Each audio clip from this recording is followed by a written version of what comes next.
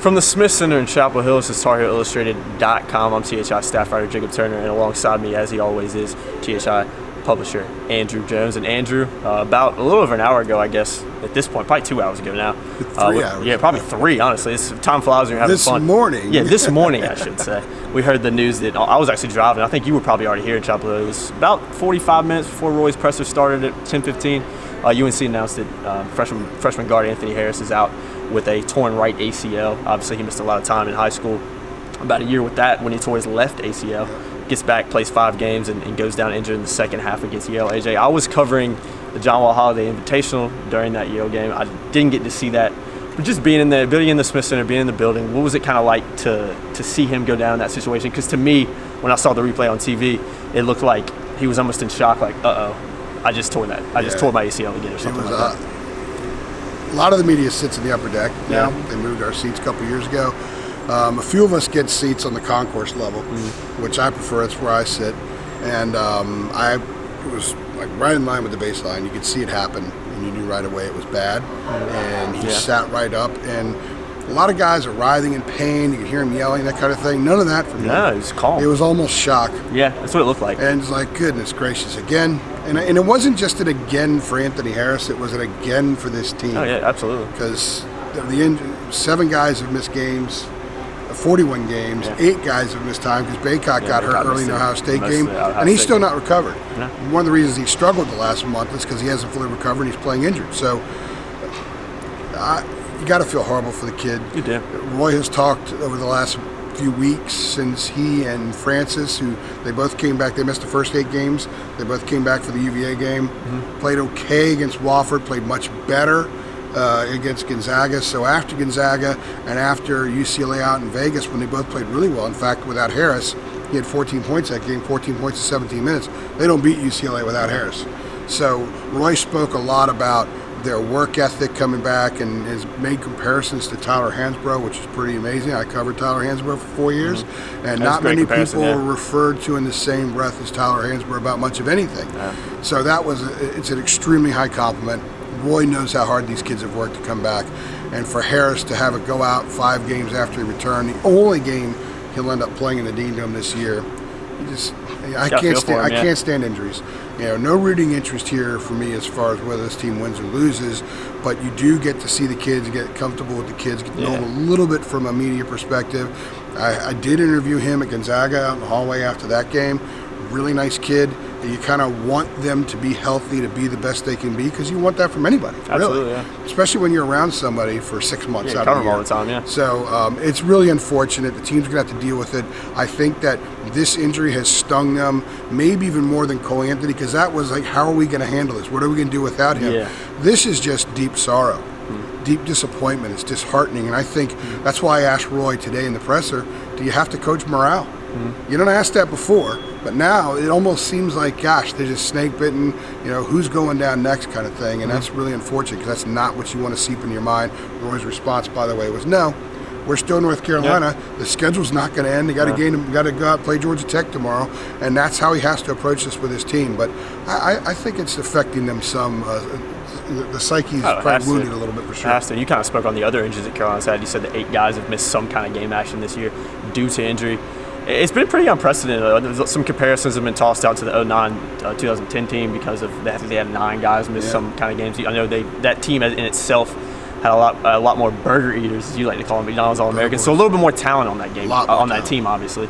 But it's crazy to think that in a decade, Carolina really hasn't had injuries like this. Like they've had this season. They've had them, but not to this everybody level. has injuries, and there's a lot of injuries in college basketball this year. So Carolina's not the only major program, notable program to deal with this stuff. But they're getting hammered like the football team did here a couple of years ago.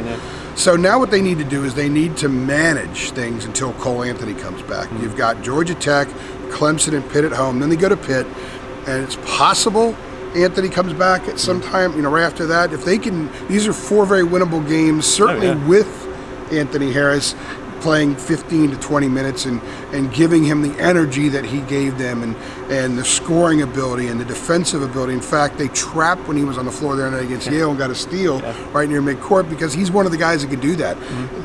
They don't have a lot of great athletes on this team. He's a great athlete.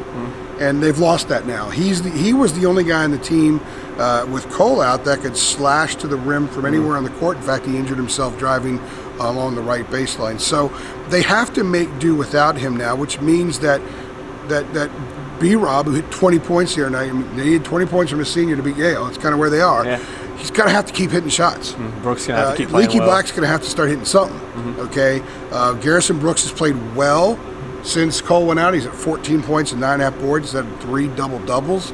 So he needs to keep doing that. Armando Bacot, who's playing injured, has been awful 3 of the last 4 games, and he needs to get his game back to where it was against UCLA or 2 of the games he played in the Bahamas. Yeah, pretty good, yeah. I mean, he looks like a one-and-done guy, and then he looks like a 4-year guy. Yeah, I know, it's part of the growing pains of a yeah. kid learning how to play to the standard of this uniform, and also doing so injured, and also doing so in a climate where, maybe you feel a little bit snake bit around the program. They're losing games they normally win. Even the wins that they're getting, fighting for a win against Yale at the end of December is not commonplace for this team. But now they have an opportunity to beat 3 ACC teams, get 4 wins in this stretch against teams they can beat. Oh, yeah, very easily. But remember, Yale's a good team. You're going to see them in March. They're going to win the Ivy League.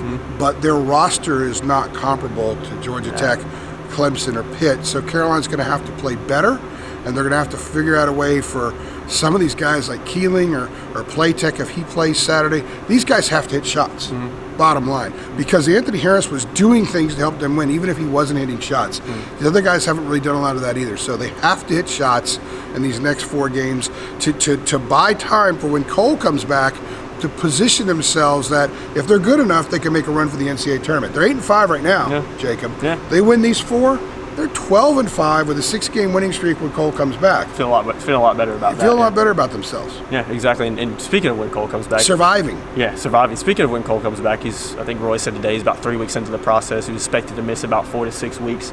Obviously, when he had the surgery on his knee, the micro, what do they call it? The meniscus. Yeah, whatever they call it. The surgery he had on his knee before the Wofford game. I'm not a doctor, so watch another video for that. Far from it, but the surgery he had on his knee before the Wofford game, and now one would think at most 3 weeks out, maybe he could come back earlier. But how good do you think this team could be when he comes back? Obviously, Manley and Harris are out, but once Playtech comes back, he could play tomorrow. He might be out for a few more days. Who knows? I think Roy described it as a tweak. So it looks like one would think he would probably be back for the second game tomorrow. Exactly. So he's got to man up and come back. Exactly. So I'm sure that's what they tell him. Yeah, honestly. But Cole Anthony come back. What do you think this team can be once they get, like Roy said today, their best player back on the court?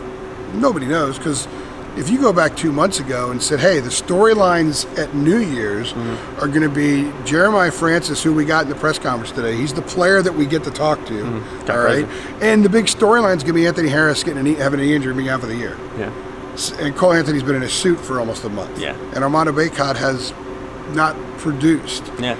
And the 2 grad transfers have been up and down and usually down. Yeah. And Andrew Playtech, who had a really good first game against Notre Dame, has kind of tapered off and looked more like the guy he was last year, just playing more minutes. So the storylines, what we projected 2 months ago, have nothing to do with this team. No. So to try to figure out what they're going to be when Cole comes back, it would just be a stab in the dark. However, a little bit of an educated stab in the dark in that I think Roy needs to and will play the 5 best guys. We'll get the 5 best guys on the court most of the time, with the rotation kind of filtering in there.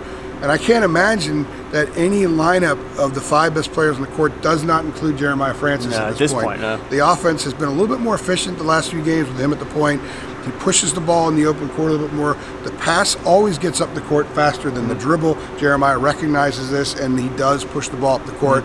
He runs the offense. He penetrates and finds guys. In fact, in Vegas, somebody said, man, he's a writer who covers Kentucky, said, man, that guy's got eyes in the back of his head.